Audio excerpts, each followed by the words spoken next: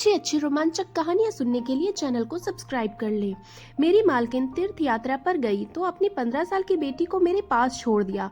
मैं भी भाग भाग कर उसके सारे काम करता। रात होती तो उसको अपने पास सुला लेता है। इसकी मालकिन ने भी इज्जत दे रखी थी। अगली रात हुई तो मुझे कुछ नरम नरम सा महसूस हुआ। मैं घबरा कर उठा तो मेरे होश उड़ गए। मालकिन की बेटी उस रात मालकिन तीर्थ यात्रा पर जा रही थी, इसीलिए सुबह से मेरी जान आफत में आई हुई थी। बार बार मुझसे कहती, रोहित मेरा पूरा घर तेरे हवाले है। जितना भरोसा मैं तुझ पर करती हूँ घर के किसी और नौकर पर मुझे नहीं है। मेरा नाम रोहित है। मेरी उम्र 24 साल थी, लेकिन मैं 12 साल की उम्र से मालिक के घर पर काम करता था। इसलिए वह मुझ पर जितना भरोसा करती थी किसी पर भी नहीं करती थी। इसीलिए वह मुझे हर बात बता रही थी कि कहने लगी, देखो रोहित, अपनी बेटी अंजलि को मैं घर छोड़कर जा रही हूँ, उसका बहुत ख्याल रखना। तुम्हें पता है ना, इसे नींद में चलने की आदत है। मैं सर हिलाने लगा कि हाँ मालकिन, मुझे मालूम है। हालांकि मुझे क्या मालूम, वह तो अपने कमरे में ही सोती थी। उम्र से 15 साल की थी, लेकिन जरा बावली किस्म की बेवकूफ और लाडली मालकिन की इकलौती बेटी थी, इसीलिए उसे लाड प्यार से रखा हुआ था। अभी तक गुड्डे गुड़िये से खेलती थी। मैंने कहा कि मालकिन, मैं इसका ख्याल रखूंगा, लेकिन इसके बाद जो बात मालकिन ने मुझे की, मैं तो हैरान रह गया। वह कैसे मुझसे यह बात कर सकती थी। कहने लगी, रात को तुम मेरी अंजलि के पास ही सोओगे, उसके कमरे में सोओगे। यह बात सुनकर तो मेरी पूरी आंखें हैरत से फैली रह गई थी। मेरा तो दिमाग ही सुनकर ही घूमने लगा था। मैंने कहा, मालकिन, मैं ऐसी छोटी बेबी के कमरे में सो सकता हूँ? आप सोच तो बोलिए, यह ठीक नहीं है। वह कहने लगी, रोहित, मुझे कुछ नहीं सुनना। मैंने जो कह दिया है वह बस। तुम अंजलि के कमरे में ही सोओगे। मुझे मालकिन की यह बात किसी तौर से भी सही नहीं लग रही थी, लेकिन बहरहाल मैं उन्हें बार बार इनकार नहीं कर सकता था। लेकिन मैं दिल में यह पक्का इरादा कर चुका था कि मैं अंजलि के कमरे में नहीं सोऊंगा। लेकिन मालकिन एक विधवा औरत थी, लेकिन थी बहुत अमीर। मालकिन की बहुत सारी जमीन और जायदाद थे, जहाँ से उन्हें खूब पैसा आता था, और एक ही बेटी थी जिसे उन्होंने बहुत लाड प्यार से पाला था। जब मैं मालकिन के घर काम करने के लिए आया था, उस वक्त मालिक जिंदा थे। उन्होंने तो मालकिन को फूलों से हल्का रखा था, बहुत प्यार करते थे। वह मालकिन से लव मैरिज की थे। उन दोनों एक साथ बहुत खुश रहते थे। अंजलि की पैदा होने के चंद महीने बाद ही मालिक का एक कार हादसे में देहांत हो गया। इन सदमे में ही दीवानों जैसी बातें करने लगी थी। कभी कहती, वह अभी आ जाएंगे, मुझे छोड़कर यूं नहीं जा सकते। मैं उस वक्त 10 साल का था, लेकिन मालकिन की हालत देखकर फूट फूट कर रोया था, क्योंकि उनका रवैया शुरू से ही मेरे साथ बहुत अच्छा था। वह मेरा भी बड़ा ख्याल रखती थी, इसीलिए मुझे उनका दुख देखा नहीं जा रहा था। जब अंजलि पैदा हुई तो पहले तो मालकिन बहुत रोई थी मालिक को याद करके, लेकिन फिर उनका दिल अंजलि के साथ लग गया। मालकिन के माँ बाप ने बहुत चाहा कि मालकिन दूसरी शादी कर ले, लेकिन उन्होंने साफ इनकार कर दिया। कहने लगी कि नहीं, मुझे अपने पति से बहुत मोहब्बत थी और मैं अपनी सारी जिंदगी अपने पति के नाम पर ही जीऊंगी। और उन्होंने ऐसा ही किया। उन्होंने कभी दूसरी शादी के बारे में नहीं सोचा, ऐसी ही जिंदगी गुजार दी। वही किया, पूरा घर उन्होंने संभाल लिया था। 14 साल का वक्त गुजर गया था। मालकिन का सबसे ज्यादा वफादार और भरोसा करने वाला नौकर मैं ही था। कारोबार की देखरेख मालकिन ने मेरे हवाले कर रखी थी, लेकिन मैं भी नमक का हिसाब चुकाया था। एक एक पाई का हिसाब मालकिन को देता था। इस साल हमारी मालकिन के माँ बाप तीर्थ यात्रा पर जा रहे थे, इसीलिए मालकिन ने कहा कि मैं भी तीर्थ पर जाना चाहती हूँ। यह सुनकर पहले तो अंजलि ने हंगामा खड़ा कर दिया कि वह अकेले यहाँ कैसे रहेगी, लेकिन उसके फाइनल पेपर थे, इसीलिए मालकिन कहने लगी, मैं तुम्हारी पढ़ाई को खराब नहीं करना चाहती, इसीलिए तुम अगली बार मेरे साथ चली जाना। बड़ी मुश्किल से वो मानी थी, लेकिन जो कुछ मालकिन ने मुझे कह रही थी वह बात मुझे सही नहीं लग रहा था, और मालकिन मुझे सब कुछ समझा बुझा कर तीर्थ यात्रा पर चली गई। और उनके जाते ही मैंने सोफे पर बैठकर सुकून का लंबा गहरा सांस लिया। फिर खाना बनाने वाले को बुलाया और अपने लिए बढ़िया सा चाय बनवाई, लेकिन मालकिन के होते हुए मैं कभी भी सोफे पे नहीं बैठता था। हालांकि उन्होंने मुझे कभी इनकार नहीं किया था, लेकिन मैं मालिक और नौकर का लिहाज हमेशा रखता था। लेकिन अब सोच रहा था कि मालकिन गई है तो कुछ दिन मालकों वाली ठाट में मैं भी करके देख लेता हूँ। मैंने सुकून का सांस लिया और मजे से अपने दोनों टांगों सामने शीशे की टेबल पर रख दिया, रिमोट हाथ में लिया, टीवी पर चैनल बदलने लगा।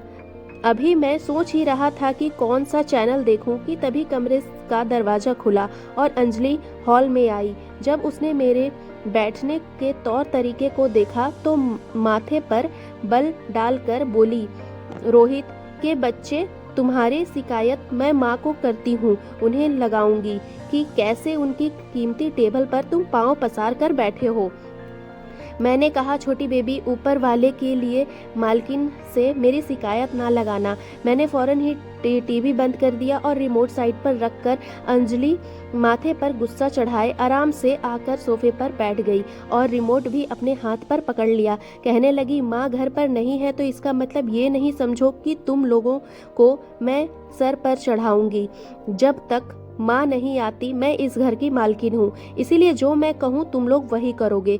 सीने पर हाथ रखा और सर झुकाए, जी जी क्यों नहीं छोटी मालकिन, जैसा आपका हुक्म। अंदर से मेरी जी तो जल रहा था। मेरी कभी भी मालकिन की बेटी से एक मिनट भी नहीं बनती थी। हर वक्त बचकाना हरकतें करती रहती थी और मैं उसकी हरकतों से परेशान हो जाता था।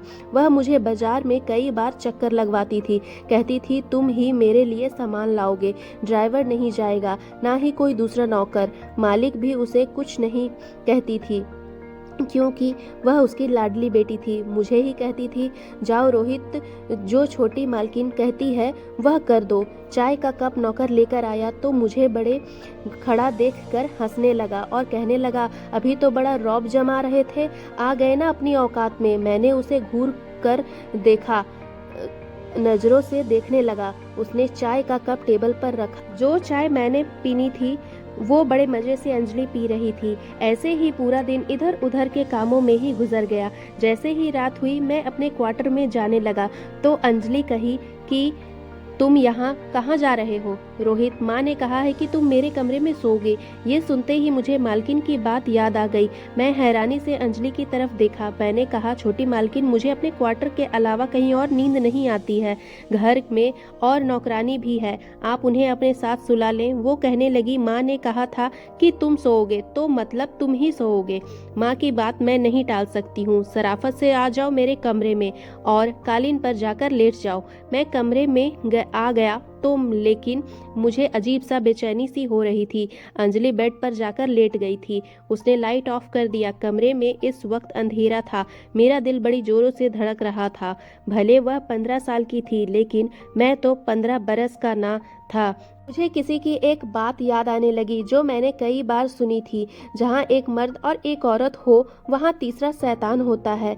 पता नहीं मालकिन ने ऐसा क्यों कहा कि मैं उनकी बेटी के कमरे में रहूं। उनको चाहिए था कि वह नौकरानी को अंजलि के साथ सुलाती। कमरे में हल्की सी रोशनी, एक नज़र मेरी बेड पर पड़ी तो अंजलि बहुत आराम से सो रही थी। बड़ी मासूम सी लग रही थी, बिल्कुल खुलकर सो रही थी। एकदम से मैंने अपनी नज़र बदली और आंखें जोर से बंद कर ली और सोने की कोशिश करने लगा, उससे पहले कि मुझ पर शैतान हावी ना हो जाए। मैं सो जाऊं, पर ऊपर वाले का ध्यान करते करते ना जाने कब मेरी आंख लग गई। घड़ी की तेज अलार्म बजी, मेरी आंख खुली और हड़बड़ा कर मैं उठा तो देखा कि अंजलि नींद में ही अपनी घड़ी का अलार्म बंद कर रही थी। मैंने सामने वाली घड़ी की तरफ देखा तो 7 बज रहे थे। मैं फौरन से उठकर उसके कमरे से बाहर निकल गया। उसे स्कूल जाना था और उसका पेपर भी था। मालकिन ने कहा था कि ड्राइवर के साथ अंजलि को अकेला मत भेजना, इसीलिए जब अंजलि तैयार होकर कमरे से बाहर आई तो ड्राइवर के साथ मैं भी इसे छोड़ने के लिए स्कूल उसके साथ जाने लगा। मैं ज़मीनों का हिसाब किताब देखने लगा। उसके हिसाब किताब की सारी मेरी जिम्मेदारी थी। उन कामों में ऐसा उलझा कि मुझे याद ही नहीं रहा कि अंजलि को वापस लेने भी मुझे ही जाना था। अब मैं ना जाता तो ड्राइवर भी अंजलि को स्कूल से लेने नहीं जाता और यही मैं उन्हीं की कामों में उलझा रह गया और मैं भूल गया। हुक्म था कि अपने काम में ऐसा लगा हुआ था कि मेरे दिमाग से बात ही निकल गई कि 12 बज चुके हैं। अंजलि की छुट्टी होने वाली थी और मुझे 2 बज चुका था। जब मेरे फ़ोन का बेल बजने लगा तो जब मैंने नंबर देखा तो मालकिन का था। मैं जल्दी से फ़ोन उठाया तो मालकिन मुझ पर भड़क उठी। कहने लगी, मुझे अंजलि की कॉल आई थी, वह अभी तक स्कूल में ही है, उसे लेने क्यों नहीं गए? यह सुना कि मेरा दिमाग ही घूम गया। मैं तो बिल्कुल भूल चुका था कि मैंने कहा मार्केट में ज़मीनों के हिसाब किताब में लगा हुआ था। मालकिन कहने लगी, जाओ जाकर उसे ले आओ। मैंने सारे खाता बंद किए और घर के से निकला। सामने ड्राइवर को मैंने गुस्से वाली नज़रों से देखा। मैंने कहा, तुम मुझे बता नहीं सकते थे कि छोटी मालकिन की स्कूल की छुट्टी का समय हो चुका है? वह कहने लगा, मैं क्यों बताऊं, मालकिन तो मुझे सब नौकर का सरदार बना रखा है। उन बातों का तुम खुद ख्याल रखो। ड्राइवर की बात ने तो मुझे गुस्सा दिला दिया था। मालकिन क्या कह गई है? सारे नौकर सर पर चढ़ गए थे, वरना उनको सामने तो सर झुकाए रखता था। बहरहाल मैं जल्दी से ड्राइवर के साथ बैठा और जब स्कूल पहुंचा तो पूरा स्कूल खाली हो चुका था। सिर्फ अंजलि ही स्कूल में थी। यहाँ पर चौकीदार मुझे देखकर बोला, इतनी लेट क्यों हो? गुस्से में लाल पीली होती हुई गाड़ी में बैठी। जितनी देर मैं घर नहीं पहुंचा वह मुझे बस बातें ही सुनाती रही। कहने लगी, माँ को आने दो, तुम्हारे कान का खिंचाई करूंगी। और मुझसे कहना तो कसूर था, लेकिन मैं चुपचाप उसकी सारी बातें सुनता रहा। घर पहुंचते ही उसने खाना तैयार नहीं किया हुआ था। नौकरानी ने भी साफ सफाई ठीक से नहीं की थी, बस अपनी बातों में बिजी थी। यह देखकर तो मेरा सर चकराने लगा था। मालकिन के बगैर तो पूरा घर अस्त व्यस्त हो चुका था। मैं उन्हें कुछ कहना चाहता तब वो, तुम तरह नौकर हो, ज्यादा हमारे सर पर सवार मत हो। मैं तो मालकिन के बिना एक भी नौकरों को संभाल नहीं पा रहा था। मैंने नौकरानी से ठीक से सफाई करने को कहा। अपनी निगरानी में मैंने पूरे साफ सुथरा करवाया। रात को मैं थक चुका था। जब मैं अंजलि के कमरे में गया तो वह तेज आवाज में अपनी स्कूल का याद कर रही थी। मैं हॉल के सोफे पर जाकर सो गया क्योंकि दिन भर का थका हुआ था। रात को मुझे लगा जैसे ही हॉल में मैंने मौजूद कि किसी को कदमों की छाप मुझे सुनाई दी। मैंने उन आंखें खोल कर देखा तो मुझे लगा जैसे कोई आदमी अंजलि के कमरे के बाहर खड़ा हो और कमरे की खिड़की से अंदर झांकने की कोशिश कर रहा हो। मैं तेज आवाज में कहा, कौन है वहाँ? तो फौरन से कोई किचन की तरफ भागता हुआ चला गया। मैं एकदम उठा, किचन की तरफ भागा, लेकिन वहाँ किचन में कोई भी नहीं था। मैंने लाइट जलाई, वहाँ कोई भी नहीं था। एक दरवाज़ा किचन का बाहर की तरफ ही खुलता था। जब मैं वहाँ देखा तो उसकी कुंडी खुली हुई थी। जब मैं वहीं से बाहर निकल गया, सन्नाटा था किचन में। दरवाजे को अंदर की तरफ कुंडी लगा दी और वापस हॉल में आकर लेट गया। यह सोचने लगा कि कौन हो सकता है जो इतनी रात को अंजलि के कमरे में आ गया था। ना जाने मुझे क्या सूझा, मैं अंजलि के कमरे में चला गया। वे बेड पर सोई हुई थी। मैं जाकर कालीन पर लेट गया। रात को जैसे ही कुत्ते के भौंकने की आवाज़ आने लगी, अंजलि शायद नींद से डर रही थी। कहने लगी, मुझे डर लग रहा है, यह कुत्ते मुझे खा जाएंगे। माँ, मेरा हाथ पकड़ लो। वह बेड पर अपना हाथ मार रही थी। नींद में शायद मालकिन को ढूंढ रही थी। मुझे समझ नहीं आ रहा था कि ऐसे मौके पर मुझे क्या करना चाहिए। मैं अपने बिस्तर से उठकर अपना हाथ अंजलि के हाथ में दे दिया। मेरा हाथ पकड़कर फिर से गहरी नींद में सो गई। काफ़ी देर मैं खड़ा रहा, इंतज़ार करता रहा कि कब गहरी नींद में आएगी और मैं अपना हाथ उससे छुड़वाकर वह गहरी नींद में सो गई। तो मैंने धीरे से अपना हाथ छुड़वाया और अलग किया और दोबारा कालीन पर जाकर लेट गया। उसके बाद मैं अंजलि की कमरे में ही सोने लगा था। एक नौकर ने दूध की खीर बनाई थी। कहने लगा कि तुम भी खा लो, बड़ी सुकून की नींद आएगी। मैंने भी खीर खा ली है और रात को अंजलि के कमरे में चला गया। उस रात वाकई मुझे बड़ी गहरी नींद आई थी। जो मैं सो गया, सुबह ही मेरी आंखें खुली और जब मैंने देखा तो बेड खाली था। उस वक्त सुबह के 6 बजे थे। उस वक्त अंजलि नहीं जागती थी। वैसे भी आज रविवार का दिन था, छुट्टी। मैं कमरे से बाहर आया तो अंजलि वहाँ पर नहीं थी। मैंने उसे पूरे घर में खोजा, मुझे कहीं नज़र नहीं आ रही थी। मेरा दिल तो धक धक कर रहा था। मैं तमाम लोगों को शोर मचा कर जगा रहा था कि अंजलि कहाँ गई है ढूंढने के लिए, लेकिन वह पूरे घर में कहीं भी नहीं मिली। तो वह हॉल की कांटों तो खून ना निकले। मेरा हाल पीला पड़ गया था। मालकिन ने मेरे भरोसे घर छोड़ गई थी। मैं कैसे रात को गहरी नींद से सो सकता था। मुझे पता चला खाना बनाने वाले बावर्ची भी वहाँ से गायब था। फिर मेरे ख्याल में आने लगा कि कुछ दिन पहले मैंने कमरे से बाहर देखा था तो वो भागते हुए किचन में गया था। शायद वह बावर्ची ही था। मैंने फौरन से मालकिन को फ़ोन किया और सारी बात उनके कानों में डाल दी तो उनको पता सब जानता था। मालकिन ने कहा कि तुम बावर्ची के घर पहुंचो, उसका पीछा करो, मैं पुलिस को फ़ोन कर देती हूँ। मैं भागकर बावर्ची के घर गया तो मालूम हुआ कि उसकी बीवी बच्चे कोई भी घर पर नहीं है। मुझे मोहल्ले वालों से पता चला कि सुबह सुबह बावर्ची अंजलि के मुंह पर हाथ रखकर उसे गाड़ी पर बैठा कर कहीं ले जा रहा था। उस वक्त पुलिस भी हमारे बंगले के करीब आ चुकी थी। सारी छानबीन के बाद बंगले के बाहर लगे कैमरे की मदद से हमें गाड़ी का नंबर मिल गया था और साफ उसमें नज़र आ रहा था कि बावर्ची अंजलि के ऊपर हाथ रखकर जबरदस्ती उसे गाड़ी में बिठा रहा है। गाड़ी का नंबर ट्रेस हो चुका था। मैं भी पुलिस वालों के साथ गया था। जैसे ही गाड़ी तक पहुंचा तो सुनसान जगह पर खड़ी थी। मुझे याद आने लगा कि एक बार बावर्ची मुझे ऐसी जगह पर लाया था। वहां उसने कुछ दोस्त रहते हैं। मैं भागता हुआ उस तरफ जाने लगा जहां उसके दोस्त का घर था। पुलिस के बाद उस घर में पहले पहुंचा था। मैंने दरवाजे पर जोरदार लात मारी तो दरवाजा खुल गया। सामने वह बावर्ची और 2 मर्द मौजूद थे। उन्होंने अंजलि को रस्सी से बांध रखा था, एक कुर्सी पर बैठा रखा था।